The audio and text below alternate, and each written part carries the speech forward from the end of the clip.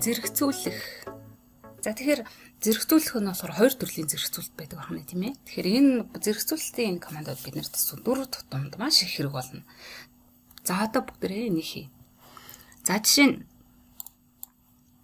за би энэ дүрсийг хувилчий дөө. За ингээд нэг юм замбрааг үнгээ барьсан. Тэгээ бид нар энийг одоо зэрэгцүүлэлт хий. За жишээ нь яг энэ ингэж голлуулж тавиад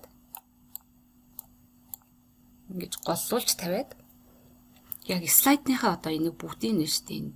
Дээр нь бүр дээд ирмэгт нь байршуулъя. За ингийн тулд бид нэр зэрэгцүүлэлтийг ашигладаг. Хэрвээ зэрэгцүүлэлт гэсэн командаа мэдгүй бол бүгд ингээл зөөхөн нь шүү дээ, тийм ээ. Тэгвэл бид нэр илүү хурдан одоо цагийг хэмнэхийн тулд энэ бид нэр форматсныхаа форматс руу ороод align гэдгийг топ гэдгийг тарчдаг. За энийгээ яг голлуулъя гэх юм бол ингээ голлуулчих нь шүү дээ.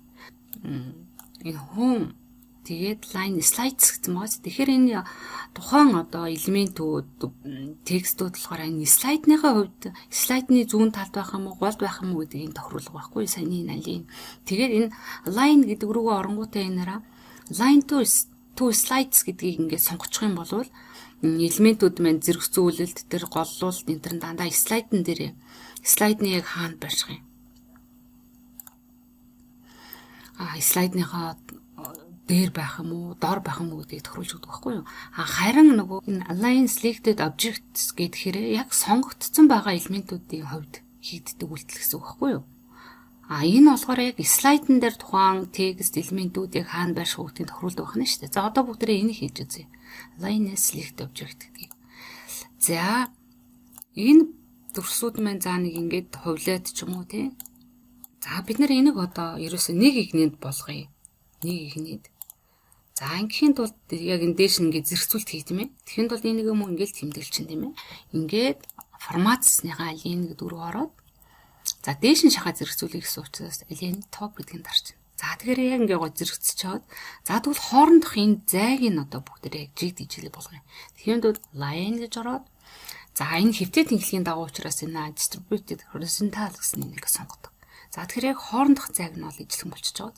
Хэрэг бид нэр энэ командыг мэдэхгүй болоод ингээл цагаа ягаал ингээл зөөгөл ингээл тааруулах гал ингээл баримжаалал байж штэ. Тэгэхээр маш их цаг ордог. За энийгээ голлуулъя гэх юм бол мөн л за ингээд за ийм байдлаар энэ зэрэгцүүлэлтийг ашигладаг. За бид нар нөгөө интерактив хичээл хийх энтерд бол энэ маш их хэрэг болдог шүү.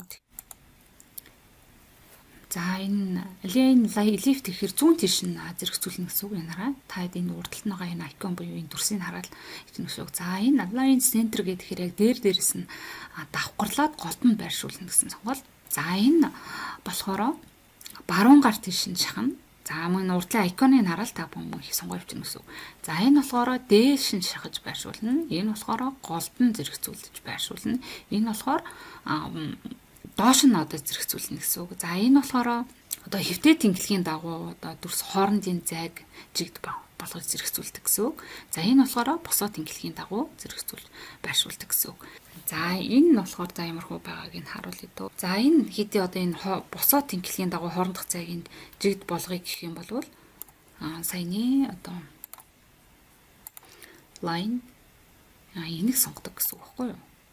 За тэгээд энэ болохоор ингээ хоорондох зай нь ижилхэн болсон байгаад тэгсэн хэрнээ одоо зэрэгцүүлэлт уршигаа юм уу хойшоогоо зэрэгцүүлж яг нэг игнэнд болгоё гэх юм бол за тэгэхээр яг нэг ингээд шахалт юу ч за энэ нөгөө төвийнх за энэра төвийн давхарлах нь энэ. За энэ ялгаа нь юу байгаа юм бэ? Энэ болохоор босоо тэнхлэгийн дагуу хэвтээ тэнхлэгийн дагуу давхарлана.